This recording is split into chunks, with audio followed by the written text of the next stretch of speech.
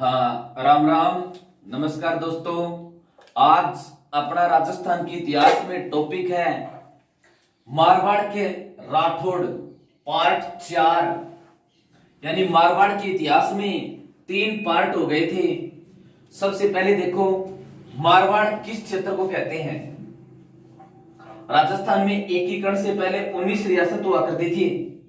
उनमें मारवाड़ भी एक रियासत थी। ये जोधपुर के आसपास का क्षेत्र, ये कौन सी रियासत थी? मारवाड़ रियासत। मारवाड़ रियासत के ऊपर शासन किया है उस वंश का नाम राठौड़ वंश। राठौड़ वंश। आज अपना पहला शासक है अजीत सिंह। अजीत सिंह। इससे पीछे तक के 3 पार्टों में शासक हो गए थे। आज चौथा पार्ट में पहला शासक अजीत सिंह। ये 1707 से और 1724 तक रहे। अजीत सिंह मारवाड़ के शासक कब से कब तक? 1707 से और 1724 तक रहे। अब देखो, इसके बाद में अगला प्रश्न क्या बनता है। इस अजीत सिंह का जन्म कब हुआ था? इसका जन्म हुआ था जामरूद। जामरूद जो है अफगानिस्तान के अंदर है। हुआ कब था?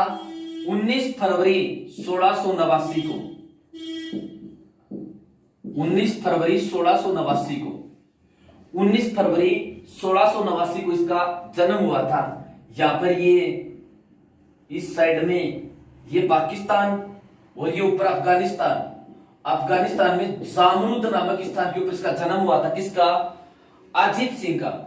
देखो, इसके पिता का नाम था जसवंत सिंह। जसवंत सिंह। और सॉरी, इसका जन्म हुआ था लाहौर के अंदर। जामरूद में इसके पिता की मृत्यु हुई थी। जामरूद में जसवंत सिंह की मृत्यु हुई थी और इसका जन्म कब हुआ? लाहौर के अंदर हुआ। किसका? अजीत सिंह का। पाकिस्तान का प्रमुख शहर लाहौर, जो रावी नदी के किनारे बसा हुआ है। अब देखो, 1678 के अंदर जब इसके पिता जसवंत सिंह की मृत्यु हो गई तो इसके 2 रानियां थी। एक का नाम था जातम। एक का नाम था नरुक्का। और दोनों ये गर्भवती थी, इसकी 2 रानियां। और 1678 में जब इसके पिता की मृत्यु हुई तो उस समय भारत का शासक था औरंगजेब। यहां पर ये औरंगजेब की निगाह इस मारवाड़ के ऊपर थी। औरंगजेब ने मारवाड़ को खालसा घोषित करना चाहा।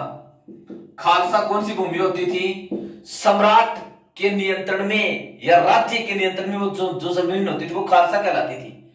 तो फिर देखो, मारवाड़ के सरदारों के दल ने इकट्ठा होकर के इन दोनों रानियों को पेश किया औरंगजेब के पास कि अब वर्तमान में तो कोई जीवित संतान नहीं है, लेकिन आगे इसकी संतान होगी। तो जादम रानी और नरुक्का रानी।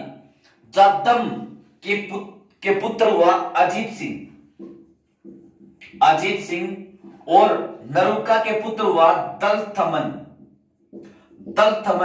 इस दलथमन की तो मृत्यु हो गई और जीवित कौन बचा? अजीत सिंह। अब औरंगजेब कपटी स्वभाव का था, छल कपट करना चाहा। उसने एक चाल खेली कि मैं ही अजीत सिंह और जादम रानी की दिल्ली के अंदर रक्षा करूंगा और इसको फिर बड़ा होने पर अजीत सिंह को राजा बना दूंगा। तो फिर देखो, उसका मकसद क्या था? अजीत सिंह की हत्या करवाना, ताकि फिर मारवाड़ रियासत को खालसा घोषित कर सके, अपने साम्राज्य के अंदर मिला सके। उसकी ये चाल थी। ठीक है। तो फिर देखो क्या किया मारवाड़ के कुछ स्वामी भक्त सरदारों ने और अजीत सिंह को औरंगजेब के चंगुल से छुटवा लिया। औरंगजेब के चंगुल से छुटवा लिया। एक गोरा दाए नाम की महिला थी। गोरा दाए नाम की महिला थी। गोरा दाए नामक महिला। एक तो ये, एक था दुर्गादास राठौड़। दुर्गादास राठौड़, ये दोनों स्वामी भक्ति के लिए प्रसिद्ध हैं। स्वामी भक्ति के लिए प्रसिद्ध हैं। तो देखो, दुर्गादास राठौड़ ने और एक दास, ये जो गोरा दाए है, इस एक मघेली दासी थी। मकेली तासी। देखो आराम से समझ में आ जाएगी बात, ये दोनों तीनों आदमी आपस में जुड़े हुए हैं। दिल्ली के अंदर औरंगजेब दिल्ली के अंदर औरंगजेब और उसकी माता को रखा, औरंगजेब ने इस अजीत सिंह और उसकी माता को रखा हुआ है, और उसका मकसद यह था कि कोई मौका देख करके अजीत सिंह की हत्या करवा देंगे, फिर ये साम्राज्य अपना ही हो जाएगा। यह अजीत सिंह 1707 से 24 तक रहा। जामरूद अफगानिस्तान के अंदर इसके पिता की मृत्यु हो गई थी। फिर इसका जन्म कहां पर हुआ था? 19 फरवरी 1689 को लाहौर के अंदर। जगदम और नरुका इसके पिता जसवंत सिंह की दो रानियां थी। इस जगदम की गर्भ से अजीत सिंह का जन्म हुआ। इसका बचपन काफी संघर्ष में बीता। औरंगजेब के चंगुल से इसको किस प्रकार से छुड़ाया? दुर्गा दास राठौड़ ने मकेली तासी के सहयोग से वास्तविक जो अजीत सिंह था उसको छुड़ा लिया, और उसके स्थान पर नकली कोई पुत्र छोड़ दिया। नकली कोई पुत्र छोड़ दिया।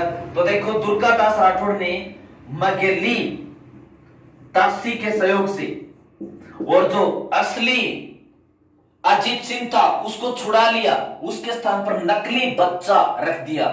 उस नकली बच्चे का नाम औरंगजेब ने क्या रखा? मोहम्मदी राज। मोहम्मदी राज, यानी इसको पता भी नहीं चलने दिया औरंगजेब को कि ये वही अजीत सिंह है, और 2-3 महिलाएं साथ में रही रानी के वेश में। तो देखो दुर्गा दास राठौड़ ने मकेली दासी के सहयोग से और औरंगजेब के चंगुल से अजीत सिंह को छुड़वाया, और उसके स्थान पर नकली बच्चा यानी नकली अजीत सिंह रख दिया। उस नकली अजीत सिंह का नाम औरंगजेब क्या रखते हैं? मोहम्मदी राज रखते हैं। अब देखो ये मोहम्मदी राज कौन था? ये मोहम्मदी राज ये गोरादय नाम की एक महिला थी। गोरादय का पुत्र था। ये गोरादय का पुत्र था। गोरादय का पुत्र था। और गोरादय ये भी 1704 के अंदर इसके पति की मृत्यु हो गई थी, उस समय सती हो गई थी। अब इस गोरादय के ऊपर क्या प्रश्न बनता है? जैसे मेवाड़ के अंदर पन्नादय थी। पन्नादय ने अपने पुत्र चंदन का बलिदान देकर और रक्षा की थी। किसकी? उदय सिंह की रक्षा की थी। किससे की थी? दासी पुत्र बनवीर से की थी। दासी पुत्र बनवीर से की थी। तो जिस तरह से मेवाड़ की पन्नादय ने अपने पुत्र चंदन का बलिदान देकर के उदय सिंह मेवाड़ के शासक की रक्षा की थी, दासी पुत्र बनवीर से की थी। वो दासी पुत्र बनवीर उसको मारना चाहता था। तो पन्नादय इतिहास में किसके लिए प्रसिद्ध है? त्याग, बलिदान और स्वामी भक्ति के लिए प्रसिद्ध है। यानी अपने स्वामी की रक्षा के लिए अपने पुत्र का भी बलिदान दे दिया। ये राजस्थान पुलिस में प्रसिद्ध है, पूछा हुआ है। पन्नादय किसके लिए प्रसिद्ध इतिहास में? त्याग और स्वामी भक्ति के लिए प्रसिद्ध है। पन्नादय के बाद में राजस्थान के इतिहास में ये दुर्गादास राठौड़, दुर्गादास राठौड़ यानी राठौड़ का सामंत था। ये जोधपुर के राठौड़ों का सामंत था। और औरंगजेब ने जब अजीत सिंह और उसकी माता को बंदी बना लिया था, तो औरंगजेब के चंगुल से इस दुर्गादास राठौड़ ने उनको छुड़वाया था। किस दासी के सहयोग से? मकेली दासी के सहयोग से। यानी उनके संरक्षण में उनके आसपास अजीत सिंह और उसकी माता के पास कोई मकेली नामक दासी रहती होगी। गुप्तचरों के माध्यम से उनके पास सूचना पहुंचाई कि इस तरह से उनको छुटवाना है, एक बार आप अजीत सिंह को बाहर निकाल दो, इसके स्थान पर हम दूसरा पुत्र दे देंगे। ऐसी ऐसी वार्तालाप हुई। तो नकली अजीत सिंह का क्या नाम रखा था? मोहम्मदी राज। अब बात करते हैं अजीत सिंह के स्थान पर जो पुत्र रखा गया था, वो पुत्र किसका पुत्र था? वो पुत्र था इस गोरादय का पुत्र था, जो मारवाड़ की थी। तो गोरादय ने भी अपने पुत्र का बलिदान दिया अजीत सिंह को बचाने के लिए। मेवाड़ की पन्नादय ने भी अपने पुत्र चंदन का बलिदान दिया था। तो इसके साथ तुलना कर दी पन्नादय के साथ किसकी? गोरादय की। जिस प्रकार से मेवाड़ के अंदर पन्नादय ने बलिदान दिया था, उसी तरह से मारवाड़ के अंदर गोरादय ने भी बलिदान दिया था। तो इसको मारवाड़ की पन्नादय कहते हैं। इसका उपनाम क्या हो गया? मारवाड़ की पन्नादय। तो मारवाड़ की पन्नादय किसे कहते हैं? गोरादय, गोरादय को कहते हैं। ये तो इस तरह से इसकी रक्षा हुई थी। फिर देखो ये इसको ला करके दिल्ली से और कहां रखा गया? सिरोही के कालिंदी नामक स्थान के ऊपर, और जयदेव ब्राह्मण के घर इसको रखा गया। वहां से ला करके सिरोही सिरोही के कालिंदी नामक स्थान के ऊपर और जयदेव ब्राह्मण के घर इसको रखा गया। फिर अजीत सिंह को मेवाड़ के शासक राज सिंह सिसोदिया को सौंप दिया गया। देखो क्या प्रश्न बनता है। पहले तो इसको दिल्ली से छुड़वाया, दिल्ली यहां से छुड़वाया अजीत सिंह को। अजीत सिंह को दिल्ली से छुड़वा करके दुर्गादास राठौड़ सिरोही लेकर आते हैं। सिरोही लेकर आते हैं। सिरोही में कालिंदी नामक स्थान के ऊपर,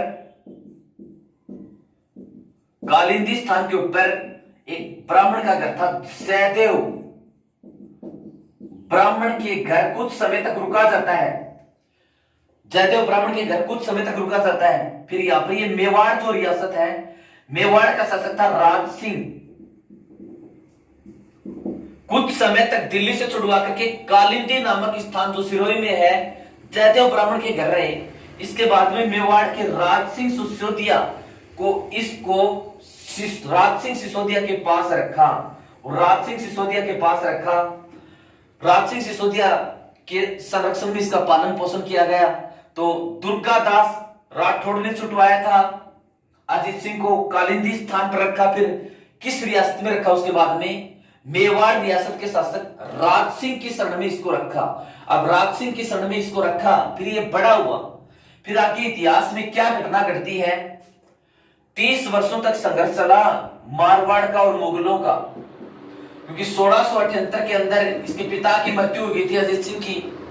फिर 1707 के अंदर मृत्यु हुई थी औरंगजेब की।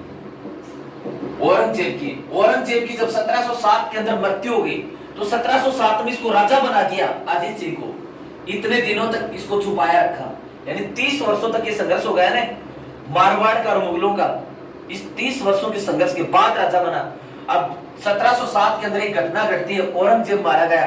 तो औरंगजेब मारा गया, बैग खत्म हो गया 1707 के अंदर, और इसको राजा बनाया गया। किसको? अजीत सिंह को। अब देखो इसके ऊपर और क्या प्रश्न बनते हैं अजीत सिंह के ऊपर। एक तो ये अजीत सिंह ने अपनी पुत्र अजीत सिंह को जिसने बचाया था, दुर्गादास राठौड़ ने इसको बचाया था। दुर्गादास राठौड़ ने इसको बचाया था। लास्ट के अंदर सरदारों के बहकावे में आकर के उसी दुर्गादास राठौड़ को इसने अपने दरबार से निष्कासित कर दिया था। देखो, जिस दुर्गादास राठौड़ ने इसको बचाया था अजीत सिंह को, सरदारों के बहकावे में आकर के और दुर्गादास राठौड़ को निष्कासित कर दिया। सरदारों के बहकावे में आकर दुर्गादास राठौड़ को निष्कासित कर दिया, दरबार से ही निकाल दिया। देखो, इतना विश्वास पात्र सामंत और सरदारों के बहकावे में आकर के उसको दरबार से ही निकाल दिया दुर्गादास राठौड़ को। इसके पिता ने भी यही किया था। इसके पिता का नाम था जसवंत सिंह, और जसवंत सिंह का दरबारी विद्वान था मोहनोत नैण सिंह के ऊपर इसके पिता ने गबन का आरोप लगा दिया था, गबन का आरोप। फिर इस मोहनोत नैण सिंह ने खुद ने आत्महत्या कर ली थी। जब इसके ऊपर गबन का आरोप लगाया तो इसने आत्महत्या कर ली थी। अब देखो इसके बाद में इसके ऊपर प्रश्न क्या बनता है। अगला प्रश्न अजीत सिंह के ऊपर, इसने दुर्गादास राठौड़ को निष्कासित कर दिया। अब दुर्गादास राठौड़ फिर कहां आए? मेवाड़ का जो शासक है राज सिंह सिसोदिया, राज सिंह के पास रहे कुछ समय तक ये कहां पर रहे? राज सिंह के पास रहे। और राज सिंह के पास से फिर ये यहां पर उज्जैन पड़ता, मध्य प्रदेश में उज्जैन, क्षिप्रा नदी के किनारे उज्जैन मध्य प्रदेश में आ गए। और उज्जैन मध्य प्रदेश में इसकी मृत्यु हो गई। और पूज्य प्रश्न, दुर्गादास राठौड़ की छतरी कहां पर है? तो उज्जैन के अंदर है। तो दुर्गादास राठौड़ अजीत सिंह का दरबारी, स्वामी भक्त पन्ना जाए के बाद में इतिहास में कौन प्रसिद्ध है? दुर्गादास राठौड़। और दुर्गादास राठौड़ को सरदारों के बहकावे में आकर से जब इसे निकाल दिया तो वो कहां पर रहा? राज सिंह के पास रहे।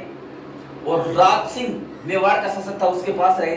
वहां से फिर ये उज्जैन चले गए। उज्जैन में क्षिप्रा नदी के किनारे इसकी समाधि है। किसकी? दुर्गादास राठौड़ की समाधि है। फिर इसके बाद में इसके ऊपर अगला प्रश्न क्या बनता है? इसकी पुत्री थी इंद्र कुंवरी। इंद्र कुंवरी इसकी पुत्री थी। इस इंद्र कुंवरी पुत्री का विवाह इसने किया था मुगल बादशाह फर्रुखसियर के साथ किया था। मुगल बादशाह फर्रुखसियर के साथ किया था। अब मुगलों से वैवाहिक संबंध स्थापित करने वाला ये अंतिम राठौड़ शासक था। इसके बाद में मुगलों से वैवाहिक संबंध मारवाड़ के किसी भी शासक ने नहीं किया। देखो, अजीत सिंह की पुत्री थी इंद्र कुंवरी, और इंद्र कुंवरी का विवाह इसने मुगल शासक किसके साथ किया था? फर्रुखसियर के साथ किया था। तो अजीत सिंह ने अपनी पुत्री इंद्र कुंवरी का विवाह किस मुगल शासक के साथ किया था? फर्रुखसियर के साथ किया था। मुगलों से वैवाहिक संबंध स्थापित करने वाला अंतिम शासक कौन था? अजीत सिंह। अपनी पुत्री इंद्र कुंवरी का विवाह किसके साथ किया था? फर्रुखसियर के साथ अपनी पुत्री का विवाह किया था। अब देखो, इसके बाद में इसके ऊपर और क्या प्रश्न बनते हैं अजीत सिंह के ऊपर। अजीत सिंह के टाइम में एक समझौता हुआ था, देवारी समझौता। अजीत सिंह के टाइम में एक समझौता हुआ था, देवारी समझौता। देखो, ये देवारी कहां पर है? उदयपुर के अंदर है। देवारी कहां पर है? वर्तमान में उदयपुर में है। और देवारी समझौता, ये देवारी समझौता, पहला प्रश्न तो ये किस किस के मध्य हुआ था? एक तो अजीत सिंह, मारवाड़ का शासक अजीत सिंह, प्लस मेवाड़ का शासक उस समय था अमर सिंह सेकंड। मेवाड़ के अमर सिंह सेकंड प्लस जयपुर का जय सिंह, यानी तीन राजाओं के मध्य समझौता हुआ था देवारी। या पर ये जयपुर का शासक कौन था? जय सिंह। इधर से मारवाड़, ये मारवाड़ है, और मारवाड़ का शासक कौन था? अजीत सिंह। मारवाड़ का शासक था अजीत सिंह। इसके बाद में ये देवारी जो मेवाड़ के अंदर पड़ती है, मेवाड़ का शासक कौन था? अमर सिंह सेकंड। अमर सिंह सेकंड। तो देवारी का पर उदयपुर में देवारी एक समझौता हुआ था। किस किस के मध्य हुआ था? मारवाड़ का तो अजीत सिंह देवारी में आ गया, जयपुर का जय सिंह देवारी के अंदर आ गया, अमर सिंह सेकंड ये देवारी के अंदर आ गया। देवारी समझौता हुआ था। इसका उद्देश्य था मराठों को राजस्थान से बाहर निकालना। तो मराठों को राजस्थान से बाहर निकालने के लिए कौन सा समझौता हुआ था? देवारी समझौता।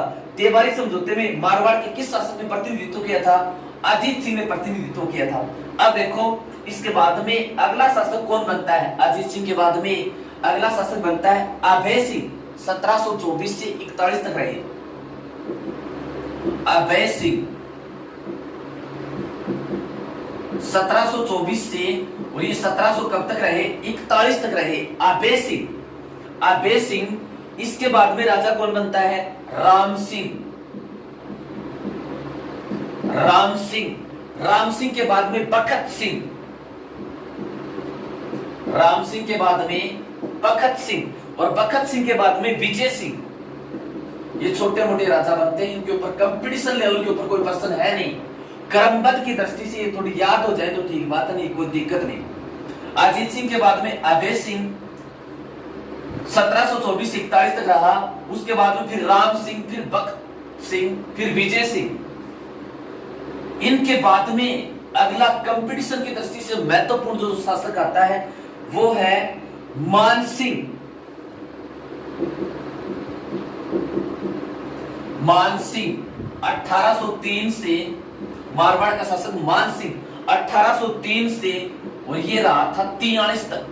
1803 से 43 तक इसने देखो क्या किया, मंडोर जो जोधपुर के अंदर पड़ता है, मंडोर जोधपुर के अंदर महामंदिर का निर्माण करवाया। मंडोर जोधपुर में महामंदिर का निर्माण करवाया। महामंदिर का निर्माण कहां पर करवाया? मंडोर जोधपुर के अंदर महामंदिर का निर्माण करवाया। प्रश्न पूछते हैं ये महामंदिर किससे संबंधित है, तो ये नाथ संप्रदाय से संबंधित है, नाथ संप्रदाय से संबंधित है। मंदसौर जोधपुर में महामंदिर का निर्माण किसने करवाया था, मानसिंह ने करवाया था। और ये महामंदिर किस संप्रदाय से संबंधित है, तो ये नाथ संप्रदाय से संबंधित है। फिर इसके टाइम में एक घटना और घटती है, गिगोली का युद्ध। ये गिगोली यहां पर है पर्वत सरनागौर में, गिगोली का युद्ध, गिगोली का युद्ध। और ये गिगोली का है कहां पर, पर्वत सरनागौर में है। और ये गिगोली का युद्ध देखो हुआ कब था, यहां पर 1807 के अंदर हुआ था गिगोली का युद्ध। गिगोली का युद्ध, गिगोली है कहां पर, पर्वत सरनागौर में। और गिगोली का युद्ध कब हुआ था, 1807 के अंदर हुआ था। देखो किस किस के मध्य हुआ था, इधर से तो ये मानसिंह मारवाड़ का, इधर से ये जयपुर का जगत सिंह, जगत सिंह, जगत सिंह का था जयपुर का। इन दोनों के मध्य बात क्या थी, मेवाड़ की राजकुमारी थी कृष्णा कुमारी, मेवाड़ की राजकुमारी थी कृष्णा कुमारी। और कृष्णा कुमारी की सगाई हुई थी मानसिंह के बड़े भाई के साथ, मानसिंह के बड़े भाई के साथ इसकी सगाई हुई थी। फिर उस बड़े भाई की मृत्यु हो गई तो इसकी सगाई कर दी। फिर जगत सिंह जयपुर के शासक के साथ वो शादी करना चाहता था। मानसिंह ने इसके बीच में रोड़ा अटकाया कि मेरे बड़े भाई के साथ रिश्ता किया था, ये सगाई मैं करूंगा। इस बात को लेकर के दोनों के मध्य और लड़ाई हो गई। और लड़ाई हो गई तो ये मानसिंह इधर से गिगोली आ गया, ये जगत सिंह इधर से गिगोली आ गया। और गिगोली में इन दोनों के मध्य युद्ध हुआ था। और इस युद्ध का कारण क्या था, मेवाड़ के शासक भीम सिंह की पुत्री कृष्णा कुमारी के साथ शादी को लेकर के। तो गिगोली का युद्ध 1807 के अंदर हुआ था। किस किस के मध्य, मानसिंह और इधर से जयपुर के शासक जगत सिंह के मध्य। अगला प्रश्न इसके ऊपर यह बनता है कि इसमें जीत किसकी हुई थी, तो इसके अंदर विजय हुई थी जगत सिंह। इस युद्ध के अंदर विजय किसकी हुई थी, जगत सिंह की। तो गिगोली का युद्ध 1807 में गिगोली पर्वत सरनागौर में युद्ध हुआ था। मानसिंह मारवाड़ के शासक और जयपुर के शासक जगत सिंह के मध्य। जीत किसकी हुई थी, जगत सिंह की। युद्ध का कारण क्या था, मेवाड़ की राजकुमारी कृष्णा कुमारी के साथ विवाह को लेकर के ये युद्ध हुआ था। ठीक है, अब देखो इसके बाद में अगला प्रश्न क्या बनता है।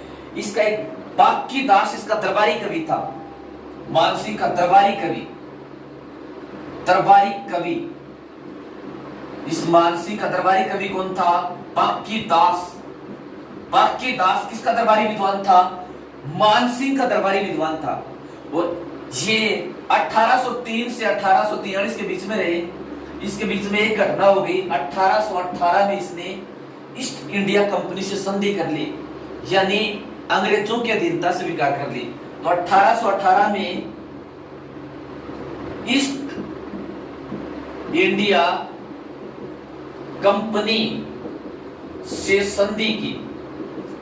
तो ईस्ट इंडिया कंपनी से संधि मारवाड़ के किस शासक या जोधपुर के किस शासक ने की थी, मानसिंह ने की थी। इसी तरह से ये प्रश्न लगा, एक से दूसरी बात, दूसरी से तीसरी बात ये पूछते हैं। फिर देखो मानसिंह फर्स्ट 1803 से 43 तक रहा।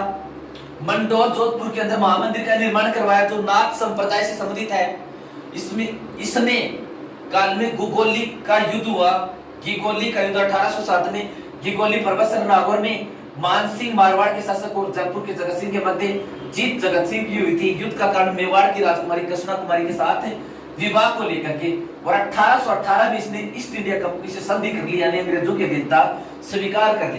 तो 1818 में मानसिंह ने ईस्ट इंडिया कंपनी से संधि कर ली, अधीनता स्वीकार कर ली। फिर देखो एक आगे घटना घटती है 1857 की क्रांति।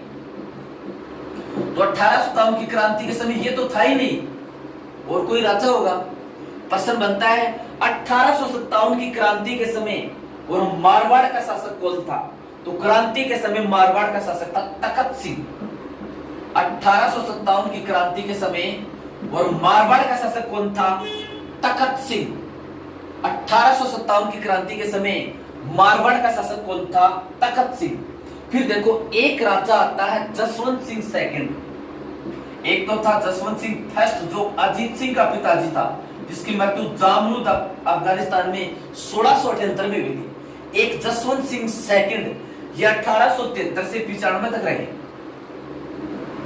1873 से 95 तक रहे जसवंत सिंह सेकंड। इसके टाइम में एक घटना घटती है, एक घटना घटती है। इसकी एक पासवान थी, एक वेश्या थी इसके दरबार के अंदर, उसका नाम था नन्ही जान। इसके दरबार के अंदर एक वेश्या थी, उसका नाम था नन्ही जान। यानी ये मारवाड़ रियासत, और मारवाड़ रियासत का शासक जसवंत सिंह सेकंड था। 1873 से 93 तक रहे। इसके दरबार के अंदर एक वेश्या थी नन्ही जान। एक बार स्वामी दयानंद सरस्वती इसके दरबार के अंदर आए हुए थे। दयानंद सरस्वती इस जसवंत सिंह सेकंड के दरबार के अंदर जोधपुर आए हुए थे। तो उसने एक दृश्य देखा, नन्ही जैन वेश्या को पालकी में बैठा करके ले जाया जा रहा था, और ये जसवंत सिंह सेकंड राजा खुद उस पालकी को कंधा दे रहे थे। तो दयानंद सरस्वती को बड़ा आश्चर्य हुआ, और उसने उसी समय एक बात कह दी कि शेर के साम्राज्य में कुतिया का शासन है। यानी जसवंत सिंह सेकंड जो 1873 से 93 तक मारवाड़ का शासक था, इसके काल में घटना घटती है। नन्ही जान नामक एक वेश्या थी, और इस वेश्या की सवारी निकाली जा रही थी। राजा भी जसवंत सिंह सेकंड इसके ऊपर मोहित था, और राजा की सवारी इसको पालकी में बैठा करके नन्ही जान को ले जाया जा रहा था। जसवंत सिंह सेकंड भी इसको कंधा दे रहा था।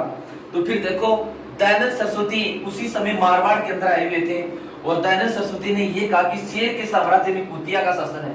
इस बात से नन्ही जान नाराज हो गई थी, और फिर उसमें एक रणनीति बनाई।